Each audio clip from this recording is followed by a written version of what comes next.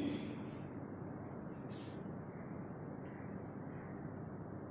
everyone. So today I am going to present the concept map on Gestalt theory.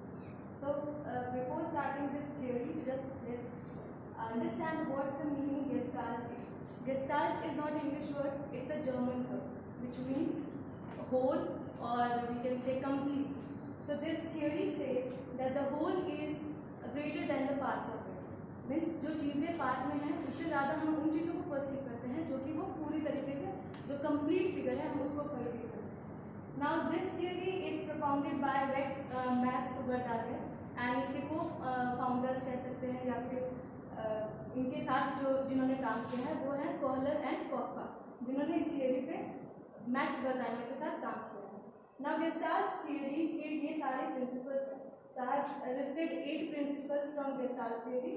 The first is proximity. Now, object placed near each other tends to be perceived as a group. Proximity में क्या होता है कि जितने भी objects होते हैं जो एक दूसरे के पास होते हैं उनको हम as a whole, as a group perceive करते हैं.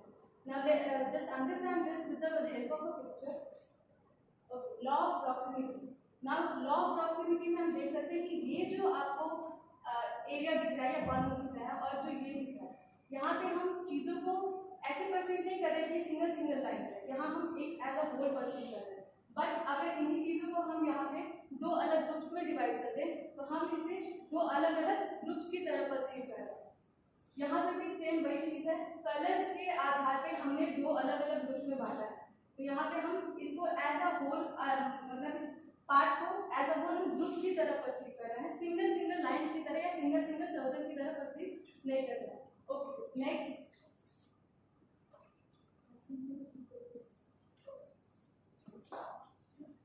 Now, next is law of similarity. Similarity says object look similar to the shape or size are grouped together. कोई भी ऐसा ऑब्जेक्ट जिसकी शेप, साइज, कलर एक जैसी है उनको हम एज अ होल परसीव करते हैं. Now just understand it with the help of a picture. Law of similarity. Now here we can see ये triangles है और ये बीच में सर्कल है. So what we are perceiving is circle together and triangles at the different four corners of the same picture. Similarity. So यहाँ पे जो circle है, सर्कल को हम एक साथ परसीव करें क्योंकि इनका शेप एक जैसा है, कलर एक जैसा है. एक जैसी कलर वाली चीजें या एक जैसी शेप के ग्रुप को हम एक साथ परसीव करते हैं. This is stated by the law of similarity. Over here also we can see ये एक जैसे कलर्स है. यहाँ पे अलग अलग कलर्स के थ्रू से एक रेक्टेंगल शेप को शो किया गया है. तो ये हम इन सारे कलर्स को एक ग्रुप की तरह परसीव कर रहे हैं. Next, law of continuity. Elements arranged in a line or a curve are to be perceived as in a continuous or in a group. तो जितने भी चीजें होती हैं जो एक जैसे एक फ्लो में चल रही होती है या एक डायरेक्शन में मूव कर रही होती है, हम उन्हें एक जैसा परसीव करते हैं. इसको हम एक पीछे से अंडरस्टैंड करते हैं. लॉ ऑफ कंटिन्यूटी में आप यहाँ पे देख सकते हैं कि इस रेड कलर की लाइन को और इस ब्लैक कलर की लाइन को आप रेड को अलग और ब्लैक को अलग परसीव नहीं कर रहे हैं. आप क्या कर रहे हैं, इनका मोशन एक तरफ है. ये आपको दिख रहा है रेड और ब्लैक जो है ये एक कर्व बना रहा है. तो आप उस कर्व को एक साथ परसीव कर रहे हैं और इसको आप एक सिंगल लाइन की तरह परसीव कर रहे हैं. इसको आपने डिफरेंशिएट नहीं किया. तो ये हमारी आंखों की कह सकते हैं एक कैपेसिटी है कि हम चीज़ों को अब कॉम्प्लेक्स तरीके से नहीं सिंपल तरीके से समझने की कोशिश करें. Next, the next is law of closure. Law of closure states that our eyes has a tendency to finish the unfinished object. कोई भी चीज़ जिनके बीच में कोई भी ऐसा ऑब्जेक्ट जिसके बीच में गैप है जो फिनिश नहीं है, कंप्लीट नहीं है, उसको हम खुद ही परसीव करके कंप्लीट कर लेते हैं.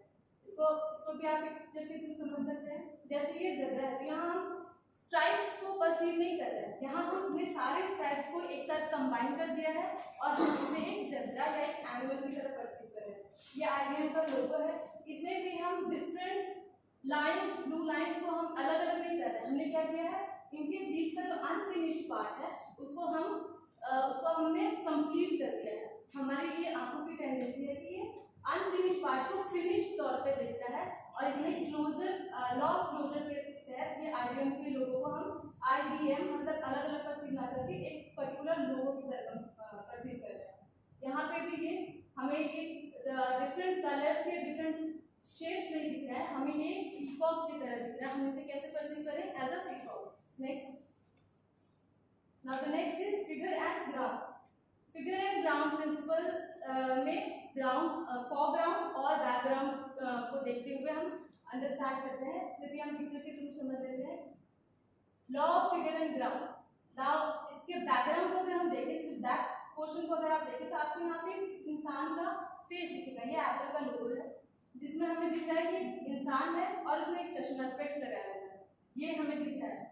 और अगर हम फोरग्राउंड को यानी कि फ्रंट पिक्चर को देखें तो हमें हाफ में एक वाइट किया हुआ एप्पल दिखाई देगा।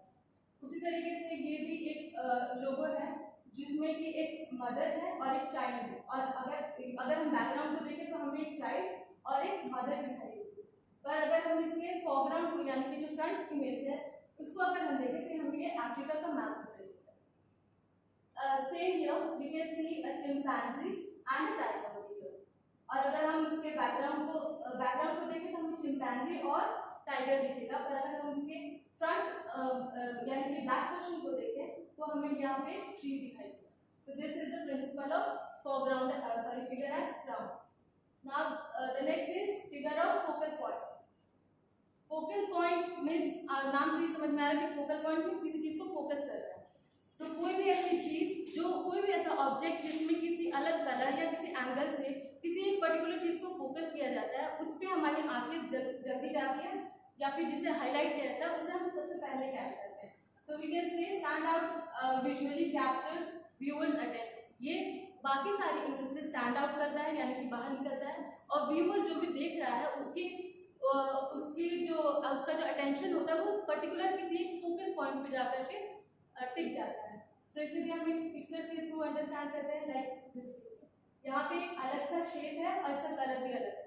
So you will not see this, आपकी आंखें सबसे पहले देखेंगी इस फोकल पॉइंट यानी कि जो फोकस इमेज है उसको। जो भी स्टैंड आउट करेगा, जो भी सारी इमेज से अलग हट करके दिखेगा उसे हम हमारी आंखें जो होती है वो परसीव करेंगे। Next, now the law of simplicity. Perceive simplest explanation rather than complex. चीज़ों को वही चीज़ कॉम्प्लेक्स तरीके से बताई जाए और वही चीज़ सिंपल तरीके से बताई जाए तो हमारी माइंड की, हमारे आइज की ये टेंडेंसी है कि वो सिंपलर चीज़ों को जल्दी ग्रास्प करता है। तो okay, so this is the logo, और ओलंपिक का लोगो आपने देखा है। तो यहाँ पे हम सिंपल चीज़ों को समझने की कोशिश कर रहे हैं। हमने ये नहीं देखा कि ये एक सर्कल है जिसमें कि थोड़ा सा पार्ट कटा हुआ है, फिर उसके बगल में एक और सर्कल है जिसका कुछ पार्ट मिसिंग है। We are seeing a circle overlap on another circle. एक सर्कल दूसरे सर्कल पे ओवरलैप है, क्योंकि ये हमारे समझ के लिए हमने इसको क्या किया, हमने इसको सिंप्लीफाई कर दिया। इसको कॉम्प्लेक्स करने की बजाय हमारे दिमाग को ये सिंपल लगा कि एक सर्कल के ऊपर दूसरे सर्कल को रखा गया है, और इस तरीके से हम लॉ ऑफ सिंप्लिसिटी से चीज़ों को सिंपल फॉर्म में देखते हैं।